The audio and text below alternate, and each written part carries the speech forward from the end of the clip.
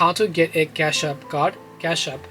Hey everyone, welcome back to our channel. In today's video we are going to learn how we can get a Cash App card, so make sure to watch the video till the very end.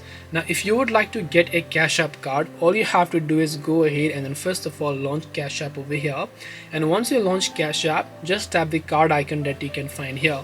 So once you tap on the card icon, here you'll find the get free cash card option. So you can tap the get free cash card option, customize the style. You can choose a metal one as well, but that is of course going to cost you some amount of money, or you can choose a free classic one over here which is white and black. You can select that, tap the order card option, and make sure to enter your details as to where you want the card to be shipped, and once the card has been shipped to you, you will be able to go ahead and then get those Cash App card. This way you will be able to get Cash App card. Hope this video was very helpful. If you have got any more questions, then feel free to also leave them down below. Thank you for watching till the very end of this tutorial, and see you soon in the next video.